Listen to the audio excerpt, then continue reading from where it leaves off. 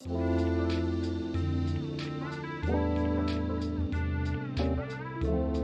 everyone, my name is Laura and I'm a new business development director at IC.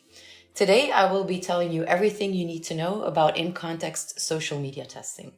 I think we can all agree that social commerce and online marketing, social media marketing has become a business critical operation. There's not just e-commerce that's really driving this, but there's also just the sheer impact that social media has these days. If you look at the numbers, for instance, there's 97% of Gen Z that's using social media as a top source of shopping inspiration. You've probably all seen some articles like this one that says that a lot of brands, they all of a sudden sell out just because a video has gone viral on TikTok. For example, this Maybelline mascara. And these are sometimes products that have been on shelves for years. So it's not like it's a new product, but just because of one video, it can go completely viral. What we also know with these short format based apps is that our attention spans are getting shorter. For instance, we spend on average 2.5 seconds browsing a post on Facebook, and that is on your desktop. On mobile, that's even shorter. And that's very short, but we know in general, if we compare this with a physical store, it takes 7 seconds for a brand, for instance, to grab your attention and keep your attention. So it wasn't long. But 2.5 seconds, that's really next level. So the digital arena is very cutthroat. And because of this, we have brands that are more and more looking for innovative data to really help them increase the impact of their ads, because their ads just have to work so much harder to stand out. And what they have today, so there's a number of solutions in the market today that are very often used for social media testing. We have live analytics that are provided via the social media platforms. Besides that, there's also other social media tools in the market that will do a lot of analyses. And then, of course, there's the more traditional methods like surveys and focus groups. And while those are great methods, they have some gaps. And that is why brands keep looking for other innovative tools to help them. To give you an overview of those key gaps, so first of all, especially when we look at live analytics, we're missing the why behind it. You can see the clicks and the views and the likes, but you don't necessarily know why a post is more successful than another one. Then second, you are running a little bit of a reputation risk by going live immediately, and an opportunity cost, because let's assume you go live with a post that actually is not as impactful, and you're reaching 100,000 people with that. That is an opportunity cost, and perhaps also even, a real reputation risk. Third, you don't know whether consumers are connecting with your brand, which is something that's very important when you're looking at advertisements. And that's hard for you to know just from live analytics or from surveys. Besides that, the granularity. So you don't know necessarily which parts of your ad are seen and are not seen. And if there is an emotional connection, for instance, you don't know what it is that is actually evoking that emotional connection. Is it the protagonist? Is it perhaps your brand cue? You don't know necessarily what they see. Then there's also no direct relationship with in-store purchase behavior, because these days we've all heard about the term omnichannel. We know that sometimes people will look at something online and then they go to a store to buy it from the shelf, but you don't know to which extent what they saw online, whether they saw your post, if that's actually going to lead to more sales when they're in front of a shelf. And then lastly, a lot of these, especially if we're looking at surveys and focus groups, these methods are based on stated intent, on what people claim they do and think. But in reality, we know that what they claim they do can be in sharp contrast with what they actually do. Last but not least, these methods don't necessarily provide strategic insights across all social media channels, but also across your full marketing mix. For instance, TVC, and then your other digital banners and print and perhaps out of home. And so that is why brands keep looking for innovative data. And that is also where we're playing with IC. And just wanted to take a brief moment to introduce IC. So we're a market research company that, by using a mix of behavioral and traditional methods, strives to make the tech-enabled behavioral insights accessible.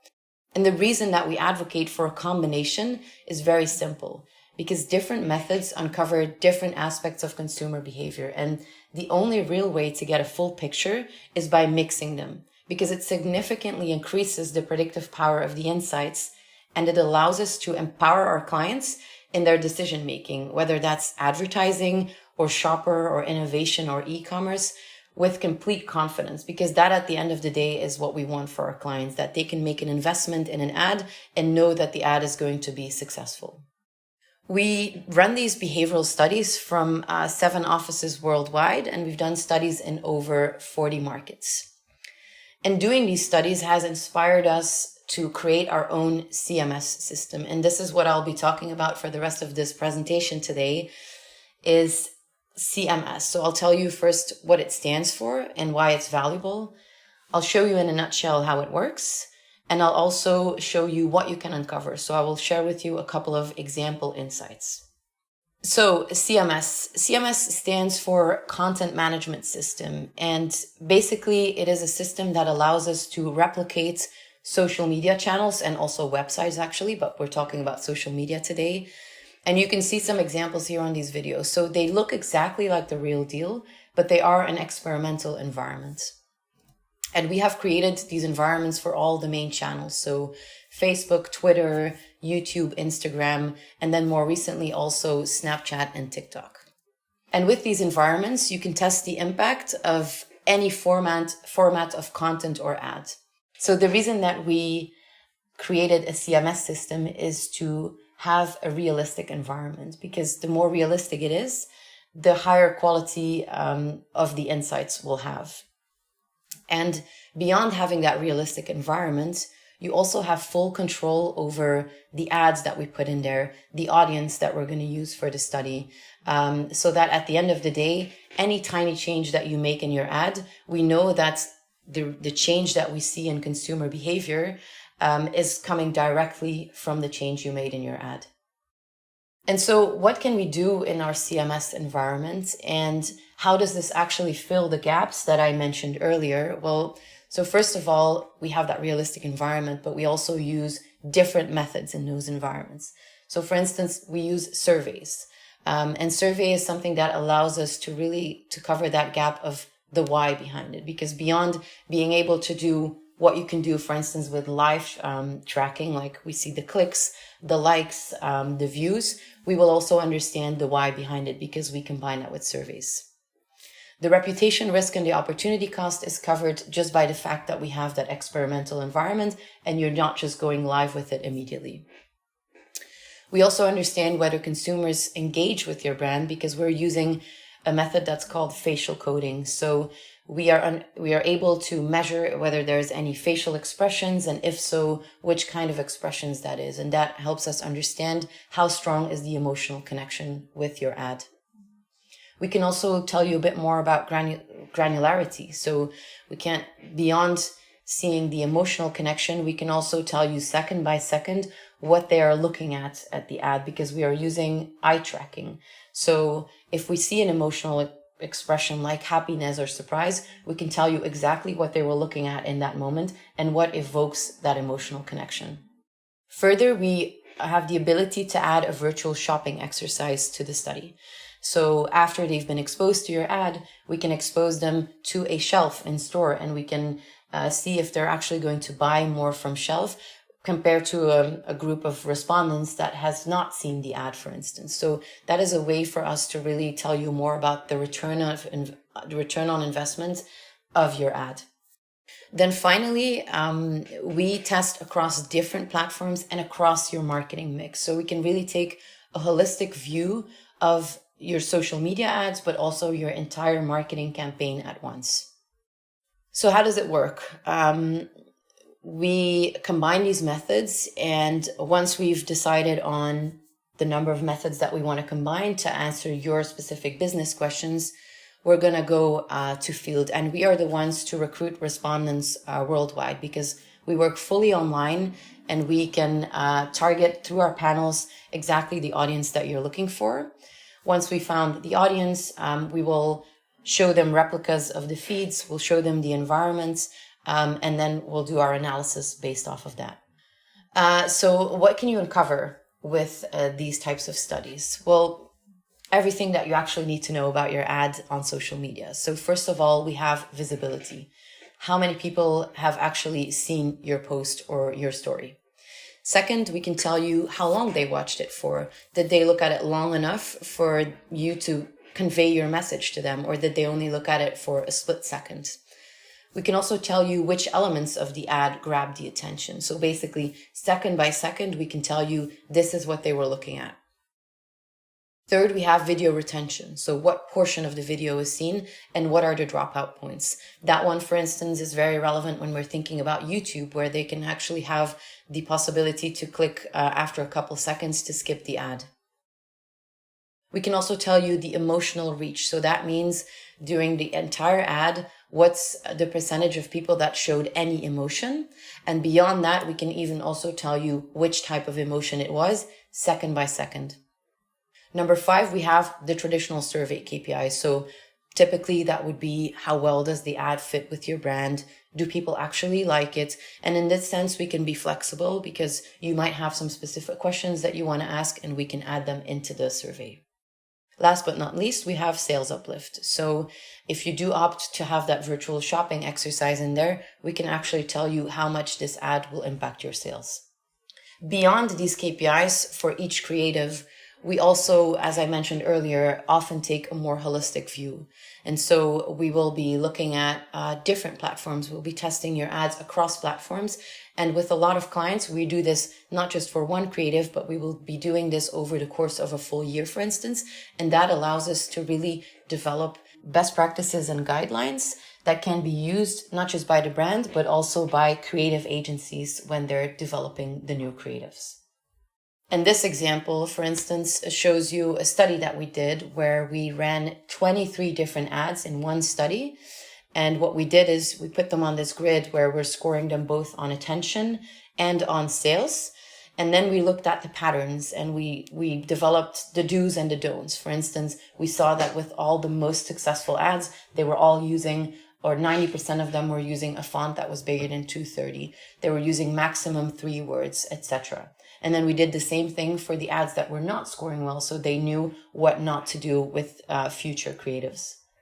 And then let's close off with a couple of case studies. So I'll be showing you a couple of insights that we got from internal studies, and that could be interesting for any of the ads that you're currently developing or that you're planning on launching on social media.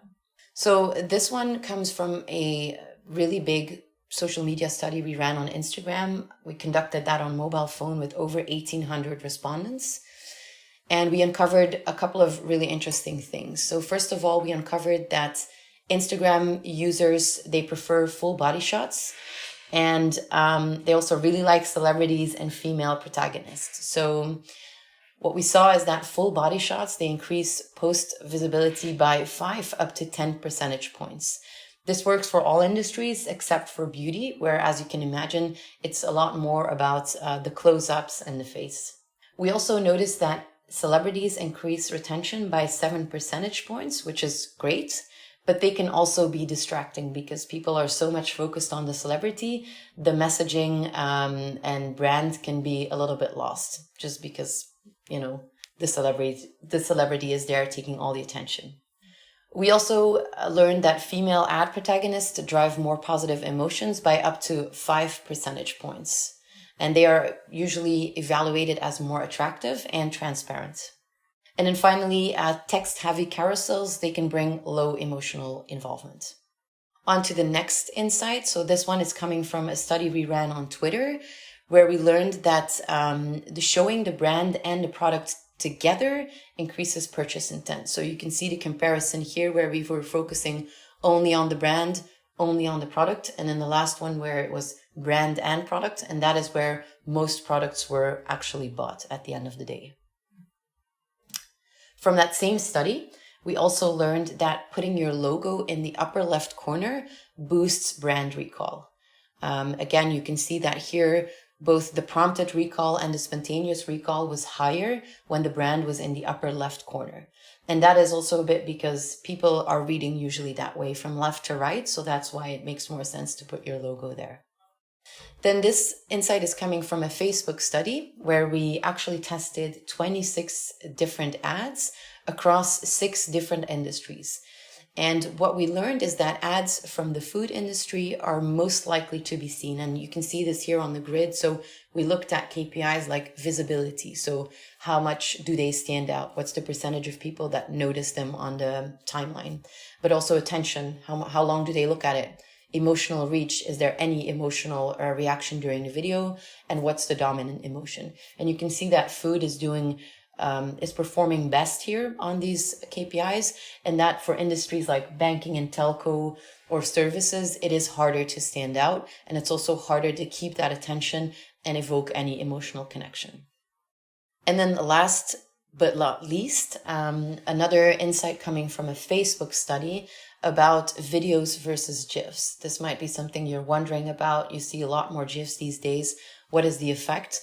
We learned that GIFs have a better message recall, but they may be boring or irritating, whereas videos actually have a better impact on brand perception. They're more persuasive, and they also allow you to better differentiate your brand.